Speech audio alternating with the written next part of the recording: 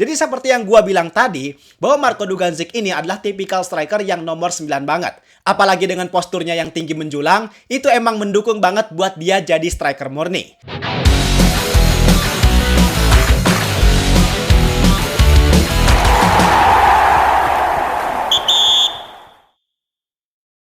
Bursa transfer Barry Super League bakal dibuka sekitar 1 bulan lagi. 1 bulan tentu nggak akan kerasa ya Pak. Karena yang namanya transfer pemain nggak sesederhana kita beli barang. Di balik proses transfer tersebut, banyak rangkaian atau proses yang harus dilakukan yang memang membutuhkan waktu yang nggak sedikit.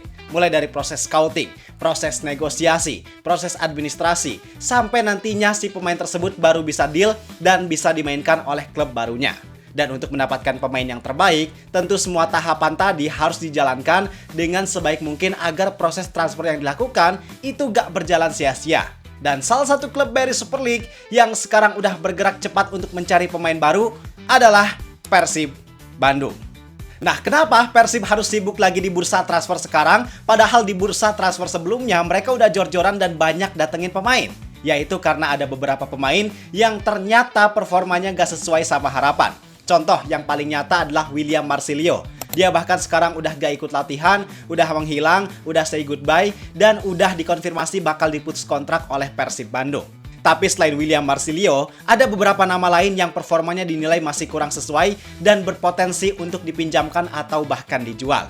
Nah, karena ada beberapa nama yang bakal hengkang, otomatis harus ada juga pemain baru yang didatangkan untuk mengganti pemain yang hengkang tersebut. Dan sekarang ada salah satu nama yang mencuat ke permukaan, yang nama ini banyak dikaitkan dan punya potensi untuk gabung ke Persib Bandung. Dia adalah pemain yang berasal dari benua Eropa. Sekarang dia satu tim dengan ex-pemain Manchester United yaitu Jesse Lingard. Posisinya striker dan pemain tersebut bernama Marco Duganzik.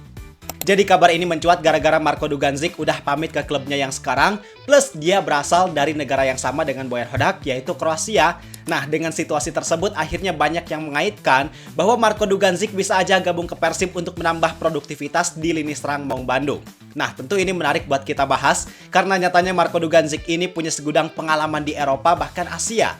Dia terkenal sebagai striker yang cukup produktif, dan jika dia beneran gabung ke Persib, maka kemungkinan produktivitas lini serang Persib bakal semakin menggila. Maka dari itu, karena topik ini menarik buat dibahas, gue mau ngajak kalian buat kita mengenal lebih dekat tentang siapa sih Marco Duganzik, gimana aja kemampuan dan skillnya, serta apa dampak yang bakal kerasa dari bergabungnya Marco Duganzik ke Persib Bandung. Semuanya gue bahas di sini. Kalau gitu, bareng gue Zidan Fatoni, langsung aja kita bahas biar gak gitu-gitu doang. Tahu sepak bola.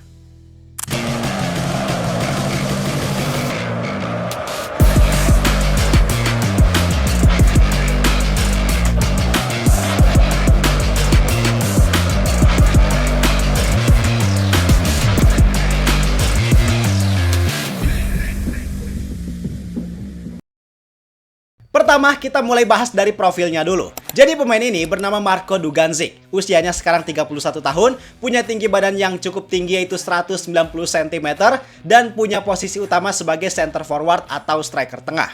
Jadi Marco Duganzik ini benar-benar real pemain nomor 9. Ditambah dengan kaki dominannya adalah kaki kiri, itu juga jadi keunggulan karena biasanya pemain dengan kaki dominan kiri adalah pemain yang punya kemampuan cukup spesial. Sedangkan untuk market value, nah ini yang harus diperhatikan karena nyatanya Marco Duganzik punya market value yang bisa terbilang mahal untuk ukuran pemain yang main di Liga Indonesia, yaitu senilai 15,64 miliar rupiah. Cukup mahal kan? Jadi kalau Persib emang punya minat untuk mendatangkan pemain ini, artinya Persib harus menyiapkan dana yang gak sedikit. Tapi walaupun mahal, harusnya ada harga, tentu ada kualitas. Maka dengan harga segitu, harusnya Marco Duganzik punya kualitas yang baik untuk bersaing di level sepak bola Indonesia atau bahkan di Asia. Sehingga nominal yang dikeluarkan Persib harusnya sebanding dengan apa yang nantinya bakal diberikan. Kalau untuk karirnya, Marco Duganzik ini udah banyak malang melintang di level sepak bola Eropa, bahkan level atas sepak bola Asia. Mulai dari awal karirnya, dia mengawali karir di klub Liga Kroasia bernama NK Osijek pada tahun 2012. Kemudian di tahun 2015 dia pindah ke Italia untuk bermain di klub bernama Ternana Calcio, klub yang saat itu berkompetisi di Serie B. Lumayan keren ya Pak levelnya. Setelah itu sempat bermain juga untuk klub-klub Eropa Timur kayak di Liga Rumania, di Liga Rusia, sampai puncak karirnya adalah ketika dia bermain di Liga Rumania bareng FC Rapid Bukuresti. tepatnya di musim 2022-2023. Karena di musim tersebut dia berhasil menjadi top skor Liga Rumania dengan mencetak 16 gol dari 28 laga. Dan setelah perjalanan panjangnya di Eropa, di musim 2023-2024, Marko Dugandzic akhirnya mencari tantangan baru dengan pindah ke klub Asia, tepatnya klub Liga Arab Saudi Altai FC. Dan setelah itu, dia pindah lagi. Yang klub ini menjadi klubnya sekarang, yaitu FC Seoul di Liga Korea Selatan. Nah, uniknya di FC Seoul, Marko Dugandzic ini emang main bareng sama Jesse Lingard, ex pemain Manchester United. Maka atas semua perjalanannya tadi, total dia udah bermain sebanyak 292 kali dengan catatan 71 gol dan 14 assist. Jadi dari segi karir, Marko Dugandzic ini nggak usah diraguin lagi. Bisa dibilang dia udah kenyang banget pengalaman karena dia udah nyobain berbagai macam level kompetisi liga, berbagai macam kultur sepak bola, berbagai macam gaya permainan sepak bola. Pokoknya hampir semuanya udah dia coba. Artinya jika nantinya dia pindah ke Liga Indonesia, harusnya Marko Dugandzic gak akan terlalu struggle dalam hal adaptasi karena dengan pengalamannya di berbagai macam kultur kompetisi sepak bola itu udah jadi modal yang sangat kuat. Sehingga kemungkinan untuk Marko Dugandzic menyesuaikan diri dengan gaya permainan di BRI Super League, dengan gaya permainan Bayern Hodak, dengan rekan-rekannya, dengan level kompetisi, itu chance-nya sangat besar. Jadi itu, sekilas tentang profil dan karir dari Marko Dugandzic. Sekarang kita bahas tentang gaya main yang biasa dimainkan oleh Marko Dugandzic. Jadi seperti yang gua bilang tadi, bahwa Marko Dugandzic ini adalah tipikal striker yang nomor 9 banget. Apalagi dengan posturnya yang tinggi menjulang, itu emang mendukung banget buat dia jadi striker murni. Dan dengan badannya yang tinggi, dia emang tipe pemain yang gak banyak nguasain bola, gak banyak dribbling, tapi tipe pemain yang finisher banget. Selagi crossingnya enak dan tepat, harusnya bisa dikonversi buat jadi gol. Maka dengan atribut tersebut, Marko Dugandzic punya kelebihan dari segi positioning, header, sampai finishing yang cukup baik. Selain itu, karena badannya yang besar, dia juga efektif terlibat dalam membangun serangan. Tapi yang simpel-simpel, misalnya ngasih wall pass, ngebuka ruang, dan lain-lain. Kalau bisa dibilang, Marko Dugandzic ini adalah tipikal striker yang mirip-mirip sama Andrew Yung. Bedanya apa ya? Kayaknya nggak ada bedanya sih dari segi tipe dan gaya bermain. Semuanya hampir kurang lebih sama. Cuman sebenarnya ada faktor yang harus diperhitungkan. Karena faktanya, dia ini di sekitar 3 musim terakhir gak terlalu produktif untuk ukuran striker. Contohnya aja di FC Seoul, dia udah main sebanyak 37 laga, tapi dia cuma bisa nyetak 5 gol. Terus waktu di Altai FC, selama sekitar 1,5 musim di sana, dari total 38 laga yang dia mainkan, dia cuma nyetak 4 gol.